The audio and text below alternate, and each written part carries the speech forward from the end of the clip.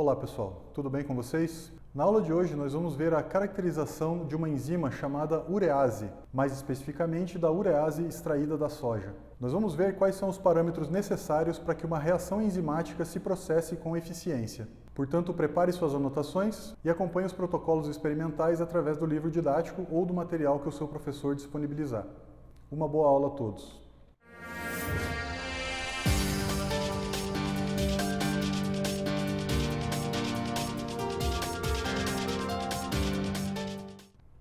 Muito bem, pessoal. Para a gente falar da urease, primeiro nós precisamos falar do seu substrato, que é a ureia. A ureia é um metabólito rico em nitrogênio e que é sintetizado pelo ciclo da ureia, que acontece no nosso fígado. O ciclo da ureia, que acontece nos nossos hepatócitos, é responsável por remover o excesso de nitrogênio no nosso organismo, principalmente o nitrogênio presente na forma de íon amônio, que é bastante tóxico para o nosso corpo.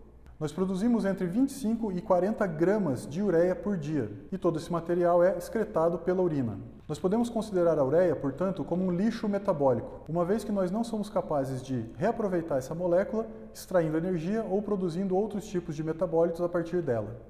Existem, entretanto, organismos que possuem uma enzima chamada urease. Essa enzima está presente em plantas, micro-organismos e alguns invertebrados. E essa enzima é capaz de quebrar a molécula de ureia para gerar gás carbônico e amônia. É com essa enzima que nós vamos trabalhar hoje. E o nosso primeiro experimento vai ser para verificar o caráter proteico dessa enzima, realizando duas reações diferentes, bastante simples. Então vamos ver. Muito bem, pessoal. O nosso primeiro experimento vai ser para determinar o caráter proteico da enzima urease. Então nós já temos a enzima aqui, isolada. E o que nós vamos fazer é dois testes colorimétricos. O primeiro vocês já conhecem, é o teste do biureto. Como vocês já sabem da aula teórica, com exceção de algumas ribozimas que têm atividade catalítica, toda enzima é uma proteína. Então vamos ver isso de maneira experimental. O que eu vou fazer aqui é colocar 2 gotas de solução de urease no tubo A.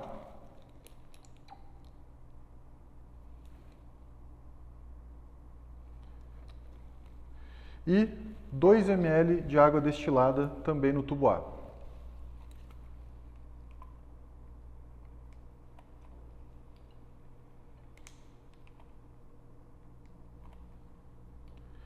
E no tubo B, eu vou colocar apenas 2 ml de água destilada.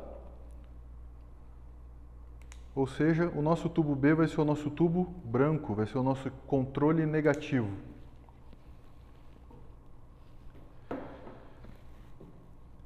O que nós temos que fazer agora é colocar 2 ml do reativo de biureto em cada um desses tubos para ver qual vai ser o resultado dessa reação.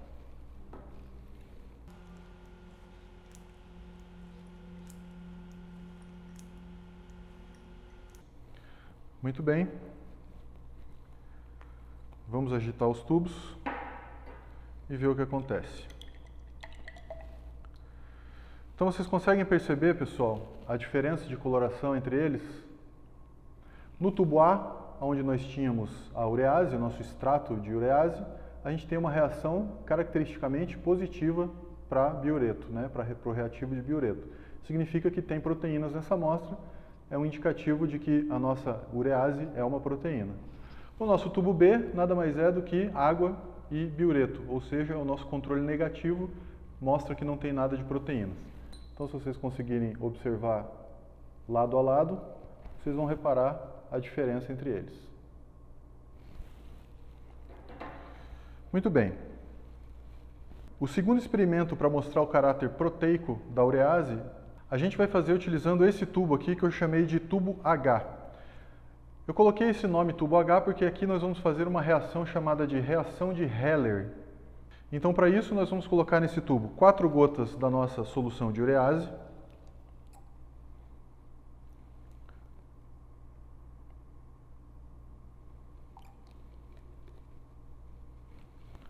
Mais 2 ml de água destilada.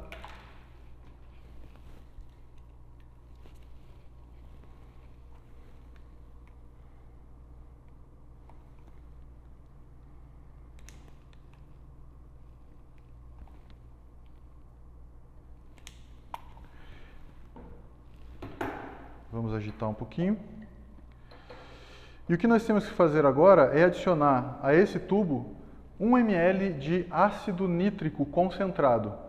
O ácido nítrico é um ácido bastante perigoso, que produz vapores. Por isso nós vamos realizar essa etapa na capela de exaustão. Muito bem, pessoal, de volta aqui à bancada, o ácido nítrico foi adicionado ao nosso tubo H, foi adicionado bem devagarzinho pelas bordas do tubo para que não houvesse um turbilhão na solução e para que ele pudesse se assentar no fundo, já que o ácido nítrico é um ácido mais denso do que a água. Esse tubo agora vai ficar parado aqui, sem nenhum tipo de agitação, por mais ou menos uns 10 minutos. Depois desse tempo, nós vamos ver o que vai acontecer. Muito bem, pessoal, então passados os 10 minutinhos, nós temos aqui a nossa reação de Heller. Não vou mexer muito para não agitar. Não sei se vocês conseguem ver, mas nós temos ali a formação de duas fases, uma fase transparente embaixo, que é o ácido nítrico, né, que é mais denso, e um anel formando ali um anel mais ou menos esbranquiçado, às vezes ele fica com cor mais ou menos azulada ou arroxeada, tá? Que mostra a interface das proteínas que foram desnaturadas e que em alguns casos podem ficar coloridas. Ok? Então, mostrando novamente que nós temos proteínas dentro dessa amostra de urease. Só uma curiosidade, essa reação de Heller era utilizada antigamente nas análises clínicas para detectar proteínas na urina, ou seja, condição de proteinúria. Então é o mesmo princípio que nós estamos usando aqui para detectar proteínas, né, ou enzimas na nossa solução de urease. Bom, agora que vocês já viram que a urease é de fato uma proteína, vamos ver qual é a reação que ela promove e vamos fazer algumas reações de caracterização dessa enzima. Muito bem, agora que você viu que a urease trata-se realmente de uma proteína, vamos ver com um pouquinho mais de detalhes como ela processa a hidrólise da ureia e como nós vamos usar as características derivadas dessa reação para fazer os nossos experimentos. Então, como eu já mostrei para vocês, a urease é capaz de quebrar a ureia para formar como produtos o gás carbônico e a amônia. Uma vez que essa reação se processa num meio aquoso, seja dentro da célula, seja num tubo de ensaio, o gás carbônico formado vai se combinar espontaneamente com as moléculas de água para formar o ácido carbônico. E as moléculas de amônia formada também vão se combinar espontaneamente com as moléculas de água para formar o hidróxido de amônio. É importante perceber que a formação do ácido carbônico e do hidróxido de amônio não tem nada a ver com a reação promovida pela enzima urease. Essas duas reações são espontâneas e acontecem pela presença do CO2 e da amônia no meio aquoso. A presença de um ácido e de uma base na mesma solução sempre vai resultar na formação de um sal. Portanto, se nós temos ácido carbônico e hidróxido de amônio sendo formados juntos na mesma solução, eles vão acabar formando um sal chamado de carbonato de amônio. O carbonato de amônio é um sal de caráter básico, ou seja, sua presença na solução faz com que o pH suba. E essa é uma característica importante para que a gente possa acompanhar o desenvolvimento da reação da urease de uma forma indireta. Ou seja, já que nós não conseguimos observar a formação dos produtos de forma direta, uma vez que tanto o CO2 quanto a amônia são gases incolores, nós podemos acompanhar a variação de pH do meio. Ou seja, se a reação enzimática se processar de forma eficiente, gerando CO2 e amônio, consequentemente haverá a formação de ácido carbônico e hidróxido de amônio. E, consequentemente, haverá a formação de carbonato de amônio. E isso vai fazer com que o pH do meio suba. Se por algum motivo a reação da urease não for processada de maneira correta, não haverá a formação dos produtos, consequentemente não haverá a formação do carbonato de amônio e, consequentemente, o pH ficará estável. O pH não vai subir.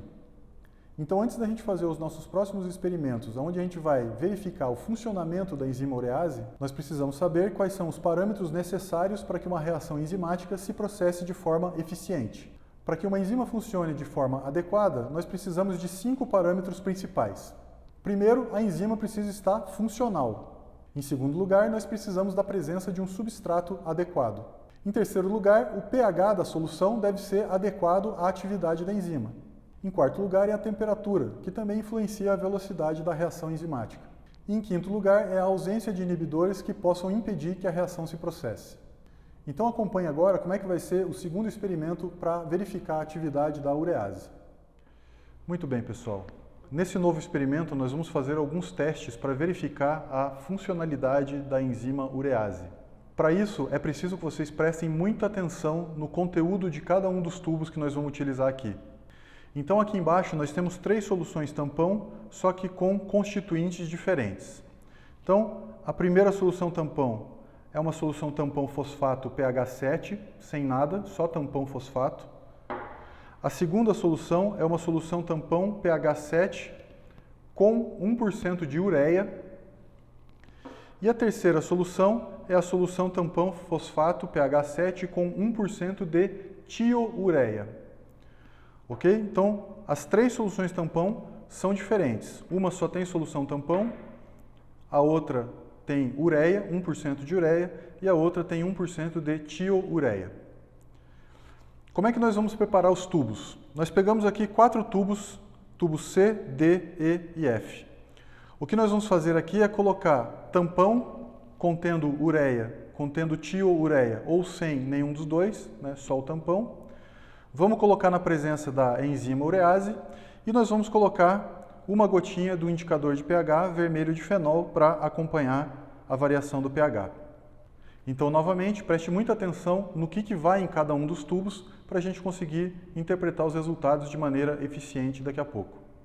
Então vamos lá. A primeira coisa que eu vou fazer é colocar 3 ml da solução tampão com ureia no tubo C e no tubo E. Então, essa aqui é a minha solução tampão pH 7 com ureia. 3 ml no tubo C e 3 ml no tubo E.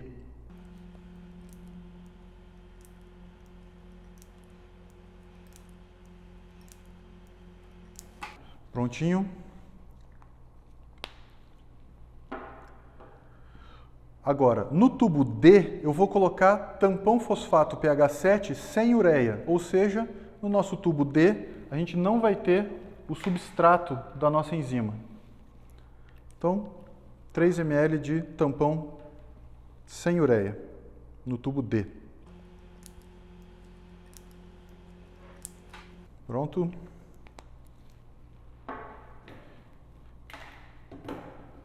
E por fim, no nosso tubo F, nós vamos colocar 3 ml de tampão pH 7 com tioureia.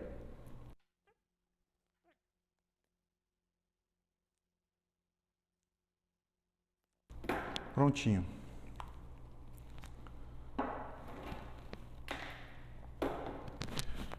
Ok, pessoal? Então não esqueçam, no tubo C e no tubo E eu tenho tampão com ureia. No tubo D eu tenho só tampão, sem a ureia, e no tubo F eu tenho tampão com tioureia. Uma coisa importante que eu preciso dizer para vocês com relação aos tampões que nós estamos utilizando aqui. Eles estão na concentração de 1 milimolar, ou seja, são tampões fosfato bastante diluídos. Essa é uma informação bastante importante para essa aula, pessoal. Então eu vou repetir para vocês que o tampão fosfato que nós estamos utilizando está na concentração de 1 milimolar, ou seja, é um tampão bastante diluído. Bom, agora que nós temos nossos tampões com ureia, sem ureia ou com tioureia, nós vamos adicionar a enzima, nós vamos adicionar a urease a esses tubos aqui. Então, cada um desses tubos vão 2 gotas de urease.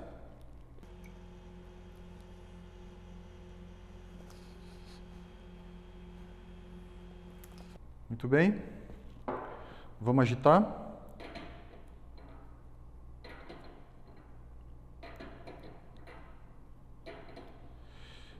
E por último, nós vamos utilizar 1 gota do indicador de pH vermelho de fenol em cada um desses tubos.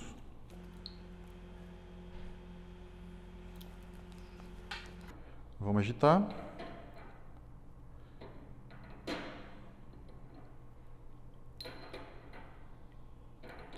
Lembrando que o vermelho de fenol, em meio ácido, é amarelo e em meio básico ele fica vermelho.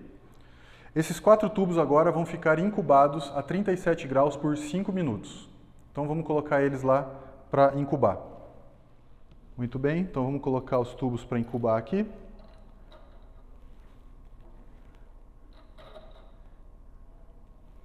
Eles vão ficar 5 minutinhos, daqui 5 minutos a gente tira eles. 5 minutos depois, vamos tirar eles daqui. E vamos voltar para a bancada para ver os resultados. Muito bem, pessoal, depois da incubação dessas amostras a 37 graus, nós temos aqui os resultados para interpretar. Então percebam, no tubo C e no tubo E, você tem uma coloração bastante característica, vermelha, né? Um rosa bastante forte, uma característica vermelha. Isso significa que o pH nesses tubos aqui é alcalino. Por quê? Porque nós colocamos vermelho de fenol, que é um indicador de pH que, em meio alcalino, fica vermelho. Em meio ácido, ele é amarelo. Então, nós sabemos que o pH nesses dois tubos aqui subiu. Isso significa que a urease foi capaz de transformar o substrato, que era a ureia, em CO2 e amônia, que consequentemente viraram ácido carbônico e hidróxido de amônio, que consequentemente formaram carbonato de amônio, que é um sal de caráter básico, que quando presente deixa o meio alcalino. Então, esses dois tubos, lembrem-se da composição deles, nós tínhamos tampão fosfato pH 7 com ureia, tanto no C quanto no E. Tínhamos também a urease e colocamos eles a 37 graus por 5 minutos, significa que a reação se processou de maneira efetiva. Vamos ver o que aconteceu no tubo D. O que nós tínhamos no tubo D? No tubo D nós só tínhamos tampão fosfato pH 7, sem ureia. Colocamos a urease e colocamos a 37 graus por 5 minutos. O que está faltando nessa solução para que ela desse uma reação positiva? Está faltando o substrato, né? Então, só a urease sem o substrato, lembrem-se que esse tampão não tinha ureia, só a urease não é capaz de processar nenhuma reação. Portanto, não houve a formação de CO2 e amônia, consequentemente, não houve todo aquele processo de formação de carbonato de amônio, o pH não subiu, continuou ácido e, portanto, a solução fica amarela por causa do indicador de pH do vermelho de fenol, que é amarelo em condições ácidas. E agora vamos ver o que aconteceu com o tubo F, pessoal. O tubo F é um tubo bastante importante para nós entendermos o que significa a especificidade de uma enzima. Lembrem-se que no tubo F nós tínhamos tampão pH 7 e tioureia em vez de ureia. Então a tioureia, apesar de ter apenas um átomo de diferença em relação à estrutura da ureia, não é capaz de ser reconhecido pelo sítio ativo da urease. Dessa forma, a reação não se processa, ou seja, não existe formação dos produtos, CO2 e amônia, e, portanto, também não existe a formação do carbonato de amônio, que é aquele sal de caráter básico. O meio permanece ácido e a coloração do tubo fica amarela por conta do vermelho de fenol. Ok, pessoal? Então, para entender esse experimento, é muito importante lembrar da composição dos tampões que foram utilizados em cada um dos tubos. Lembrem-se que, para que a reação enzimática se processe de maneira efetiva, você precisa ter aqueles 4 parâmetros que nós falamos anteriormente. A enzima tem que estar ativa, o substrato tem que estar presente, o pH tem que estar correto e a temperatura tem que estar adequada. Se todos esses 4 parâmetros estiverem corretos, a reação vai acontecer. Caso um deles não seja respeitado, a reação pode ser prejudicada ou simplesmente não acontecer. Muito bem, pessoal. Então, para o nosso último experimento, nós vamos ver qual é o efeito do calor sobre o efeito da urease e também sobre os sais de metais pesados. Nós vamos usar um sal de mercúrio, cloreto de mercúrio, bastante diluído e ver o que isso faz com a atividade da enzima. Para isso, antes de preparar os tubos, eu peguei 2 ml de uma solução de urease e fervi ela a 100 graus por 5 minutos. Então, essa enzima que eu vou pegar desse tubo aqui está fervida durante 5 minutos a 100 graus. E aqui nesses 2 tubos, o tubo que a gente vai fazer o teste da urease fervida e o tubo que a gente vai fazer o teste da urease na presença de cloreto de mercúrio, eu já coloquei 3 ml de solução tampão pH 7 com ureia. Ou seja, nesses 2 tubos, o substrato da urease está presente. O que nós vamos fazer com o teste do calor é pegar 1 ml dessa solução de urease que está fervida e colocar na presença do substrato. Vamos agitar e uma gota de vermelho de fenol. Uma gotinha de vermelho de fenol.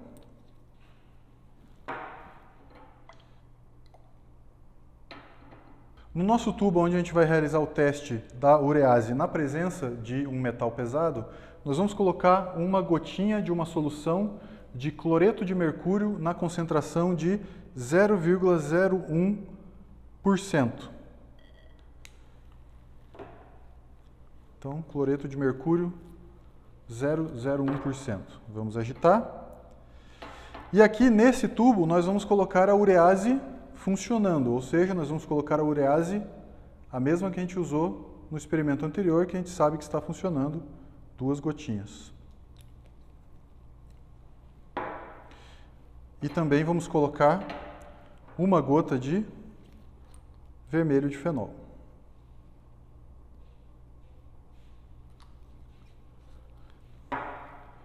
E vamos agitar. Então lembrem da composição, vamos colocar eles dois a 37 graus por 5 minutos e ver o que acontece no resultado final. Muito bem, pessoal, depois da incubação a 37 graus por 5 minutos, nós temos aqui o resultado dos nossos 2 tubos de experimento. Então, vamos ver primeiro esse tubo aqui, ó. Pela cor, vocês podem ver que o pH continua ácido, ou seja, não houve a formação do carbonato de amônio, portanto, não houve a reação da urease em cima da ureia, que é o seu substrato. Qual é o parâmetro que está errado nesse tubo para que a reação não se processasse? Lembrem-se que, para esse tubo aqui, nós usamos a enzima fervida, ou seja, nós pegamos a urease, fervemos por 3 minutos a 100 graus, e foi essa enzima fervida que nós colocamos na presença do substrato, na presença da ureia. Como vocês já sabem, nós já vimos nas aulas passadas, o calor é um agente desnaturante de todas as proteínas. Como a enzima é uma proteína, o que nós fizemos quando nós fervemos a enzima foi desnaturar essa enzima, consequentemente ela perde a sua função. Então, a reação aqui não se processou porque a enzima não estava funcional. Ok? Ok, mas e nesse outro tubo aqui? Nesse tubo a gente tinha tampão pH 7 com ureia, ou seja, tinha o substrato. Nós colocamos a enzima funcionando, a enzima in natura, como a gente tinha feito no experimento anterior. O pH está ok, a temperatura de incubação estava ok, mas mesmo assim o resultado deu negativo, ou seja, o meio continua ácido, portanto isso nos indica que a reação não se processou. O que está acontecendo aqui? Lembrem-se que junto com a enzima e com o substrato, nós colocamos nesse tubo aqui 1 gota de cloreto de mercúrio na concentração de 0,01%. Portanto, esse cloreto de mercúrio deve ser o responsável que está afetando a atividade da enzima. Para a gente ver como é que é esse efeito dos metais pesados em baixa concentração na atividade das enzimas, vamos voltar para o quadro. Então vocês viram no nosso experimento que nós podemos acompanhar a ação da enzima urease sobre o seu substrato, observando a variação do pH do meio. Como vocês perceberam, nós usamos o vermelho de fenol, que é um indicador que é amarelo em meio ácido e que fica vermelho em meio alcalino.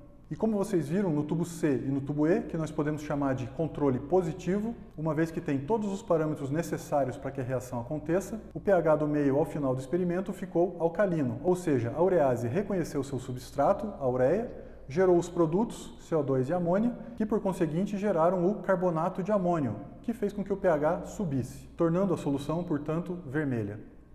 Já no nosso tubo D, que nós podemos chamar de controle negativo, a gente usou uma solução tampão sem ureia, ou seja, estava ausente o substrato da enzima.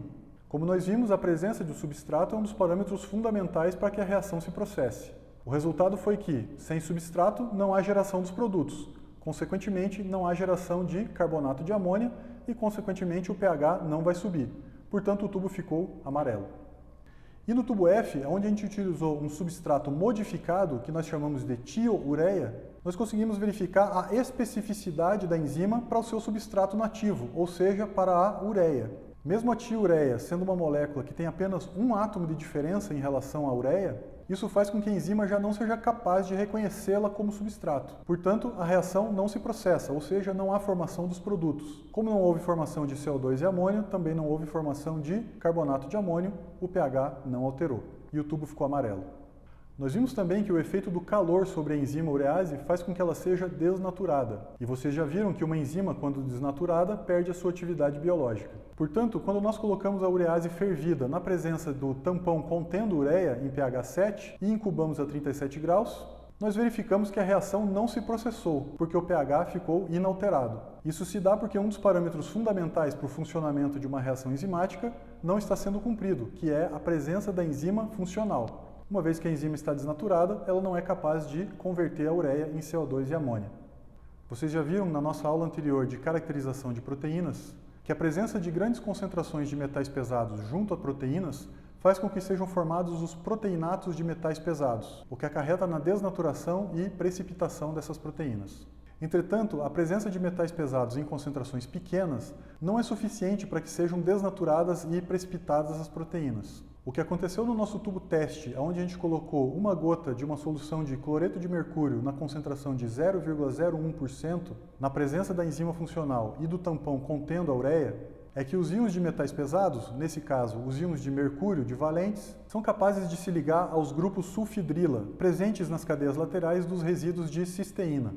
Uma vez que o sítio ativo da urease contém esses grupos sulfidrila que são necessários para promover a catálise, a ligação do mercúrio com esses grupos sulfidrila impede com que o substrato entre no sítio ativo, impedindo, portanto, a realização da quebra da ureia pela urease.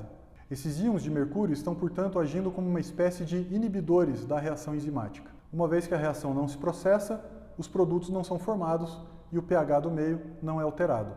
Portanto, esse tubo que nós testamos na presença de cloreto de mercúrio ficou com cor amarela. Antes da gente finalizar a aula, pessoal, um questionamento dos mais importantes com relação ao conteúdo que vocês viram hoje. A pergunta que vocês têm que fazer é a seguinte: ora, nós vimos nas aulas passadas que uma solução que contém um tampão impede a variação do pH, mesmo com a adição de ácidos ou bases. Correto. Mas percebam que eu mostrei para vocês que a concentração do tampão fosfato que nós utilizamos no nosso experimento era igual a 1 milimolar. Ou seja, era um tampão bastante diluído, um tampão bastante fraco. Por que nós temos que usar um tampão nessa diluição para poder fazer os experimentos? Justamente para que a gente consiga acompanhar a variação do pH. Se o tampão fosse muito concentrado, mesmo com o processamento da reação, com a formação dos produtos e com a formação do carbonato de amônio, não seria possível observar a variação do pH, uma vez que o tampão iria manter o pH inalterado, consumindo toda a base formada. Então por hoje era isso, pessoal. Espero que vocês tenham entendido e até a próxima.